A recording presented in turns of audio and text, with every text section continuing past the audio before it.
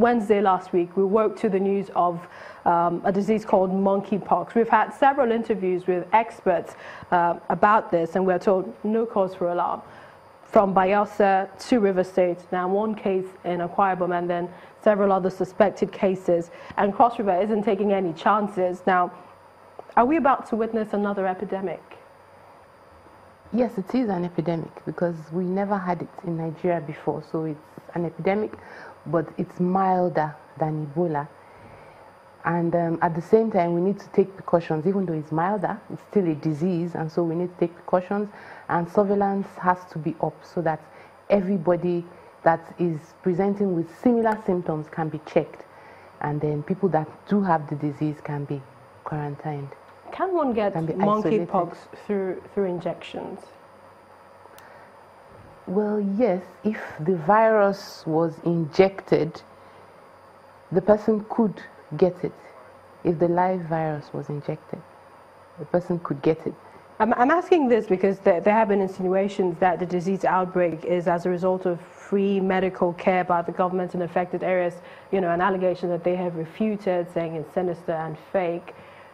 It's definitely fake because... But you've just said that one indeed can get monkeypox through injections. Yes, you can, but it would be unethical to be injecting people with a virus like that. So I'm definitely sure that health workers going out to do medical checks would not want to do that sort of thing, and it wouldn't be done. So when you say injections, sharing the same needle, for example?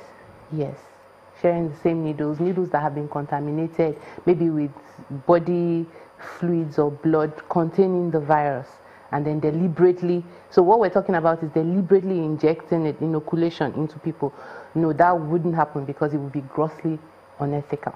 Looking at the larger cities, Lagos, Abuja, in the country, are they at risk, you know, with regards to how this is spreading? Yes, we're definitely. Lagos is at risk as well because people come into Lagos from everywhere, and you know it's become the world has become a global village. So anybody could come in. So surveillance has to be up so that we're monitoring and checking people that come in, people presenting with fever, and then health workers to also need to ensure that they keep to standard universal precautions, and they're wearing gloves when they're touching blood and body fluids so that they are not infected as well. In your opinion, how does this metamorphose in vulnerable persons, children, pregnant women, people living with disability?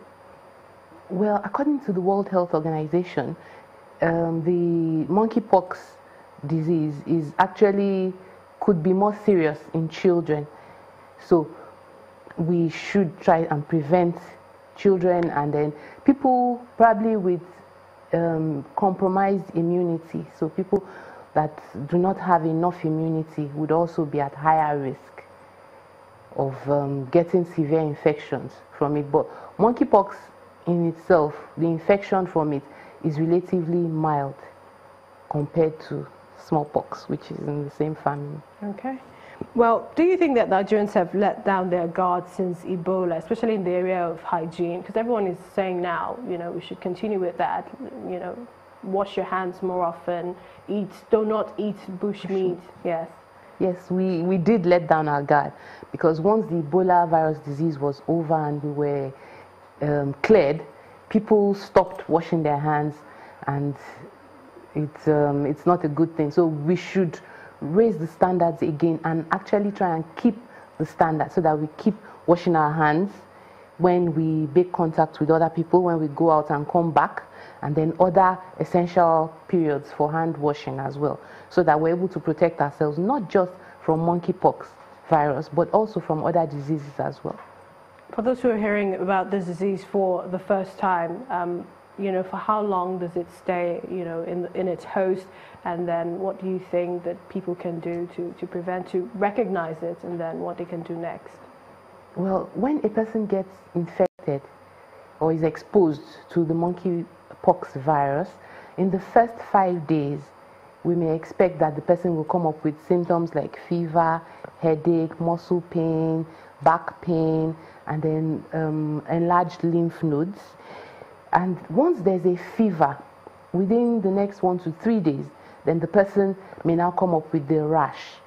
And then with that rash, the rash starts and then turns into pustules eventually, which are like the smallpox ones, but say a bit larger. And then with this, we see that these may clear within 3 weeks, 21 days, should clear off. But once there are symptoms or once there's been exposure, then people should report to the health facilities so that they can be properly looked after, and then tests done, and then they're checked. And if they do have the infection, then they can be isolated. At what point do you isolate one if it happens to a family member?